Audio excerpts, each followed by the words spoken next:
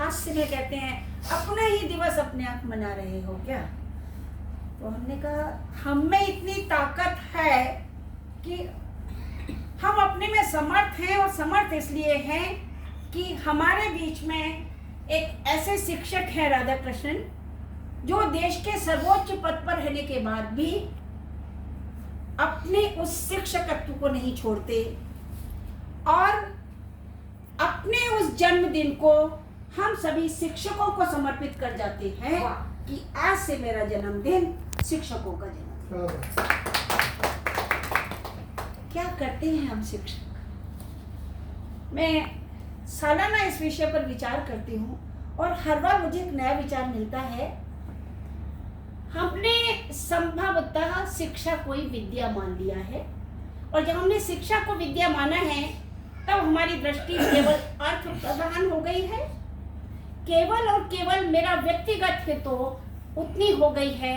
इसलिए आज हम वेतन भोगी शिक्षक भले ही हों, पर हम गुरु की श्रेणी तक नहीं पहुंच पा रहे हैं। सत्य बात। और शायद ये हम सबका बहुत दुर्भाग्य है। जिस शिक्षक की संकल्पना इस रूप में की गई थी कि वह देश का भविष्य गढ़ता है, वह उन नागरिकों को गढ़ता है जिन्हें कल देश का संभालना है, हम आज उन्हें कुछ सूचनाएं देकर, हम आज उन्हें कुछ कॉपी किताब में कर अपने काम की इतिश्री माने।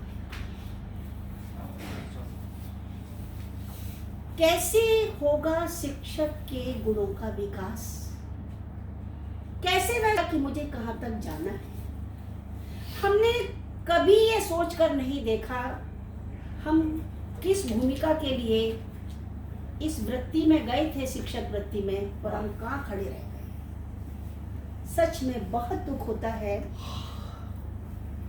जब हम पढ़ाते हैं और जो वर्क अलॉटेड है उससे कहीं एक पीरियड ज्यादा मिल गया, 2 काम करने पड़े, तो हम सब कहते हैं ये तो मेरे क्षेत्र का है, नहीं मैं क्यों करूँगा। आजीवन हम उस वृत्ति के लिए गए थे।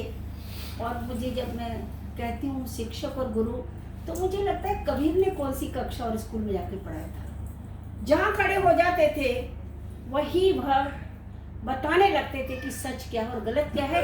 और आज के शिक्षक पे इतना है, वो समय नहीं रहा कि आप रास्ता चलते किसी से लड़की से कह दे कि तुम्हारी गलती है। किसी बच्चे को आप बताते हैं उसके माता पिता आ जाएंगे, तुम्हारी हिम्मत कैसे हुई। हम डरे हुए शिक्षक धीरे धीरे होते जा रहे हैं। हमारी क्षमताओं को लगता है कहीं कैद कर दिया गया है। हमारा जो भाषाई प्रभाव था, जब शुभदा जी बोल रही थी और उनकी आवाज में मैं एक जो प्रभाव पा रही थी, मैंने डर के मारे मोबाइल उठा, पहले सबसे पहले मोबाइल। छोटी बात मत समझिए। जब व्यक्ति यहाँ खड़ा होता है तो उसकी आवाज में अपना दम होना चाहिए, सबकी निगाह उस पर होनी चाहिए। ऐसा नहीं होता कि आप कक्षा में पढ़ा रहे हैं और आधे से अधिक विद्यार्थी सो रहे हैं, और यदि वो सो रहे हैं तो उसकी असफलता नहीं है, वो असफलता मेरी असफलता है कि मैं क्यों कक्षा में एक ऐसा वातावरण पैदा नहीं कर पाई कि सब मेरी बात को सुनने के लिए बाध्य होते हैं। क्या हम शिक्षकों का कार्य केवल विद्यालय में जाकर कुछ घंटे पढ़ाकर, क्योंकि हम पढ़ते भी इसलिए हैं कि हमको नौकरी चाहिए होती है, अपनी जीविका चलाकर रिटायर होकर बस चुपचाप घर बैठ जाना है, हो गई नौकरी, बहुत कर लिया और कितना करेंगे, मकान बन गया, ये हो गया, वो हो गया। तब मुझे शुभदा जी याद आती हैं, और जब मैं लोगों से बात करते कहते शुभदा जी, मैंने कहा हाँ शुभदा जी। हम अपनी शक्तियों को कितना दुरुपयोग करते हैं और ये कह देते हैं कि हो गए ना, बस काम खत्म। शिक्षक का धर्म केवल और केवल सूचनाएं बांटना नहीं है। आज शिक्षक की अस्मिता खतरे में है। इस डिजिटल युग में इस एआई युग में जब हम रोबोट शिक्षक की बात कर रहे हो, जब हम कह रहे हो कि हर चीज गूगल में मिल जाती है, कोई बच्चा अपने माता पिता दादा दादी का पूछने नहीं का तुमको क्या आता है तो मैं गूगल में 2 मिनट पर तलाश लूंगा, तब लगता है हमें गूगल से बड़ा बनना है। हम गूगल के गुरु बन जाएं, हम केवल सूचना प्रदाता न बने।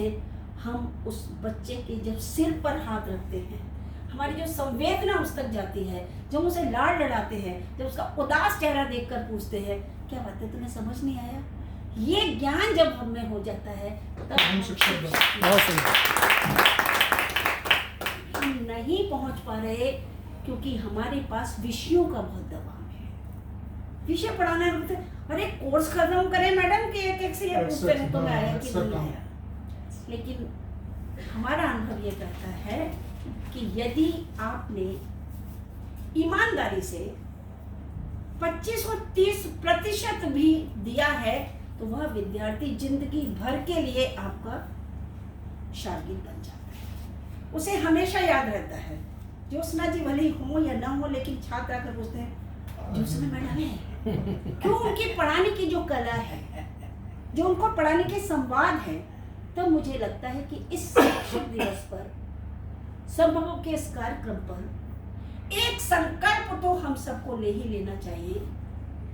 हम जहां भी हैं, हमारी जो भी परिस्थिति है, हम ज्ञान देने के इस कार्य को कहीं रोक ना दें। जहां भी दे सकते हैं, 4 लोगों के बीच में बैठकर आप बात कर सकते हैं। कोई जरूरी नहीं है कि हम देश की राजनीति पर ही बात करें।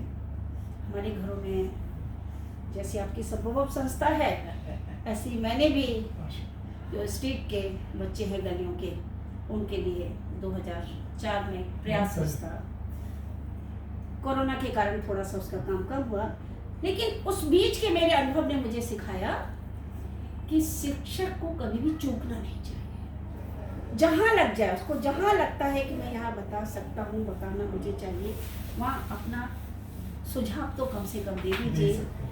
मानने वाले पर निर्भर करता है कि वो आपको कितना मानेगा कितना नहीं मानेगा।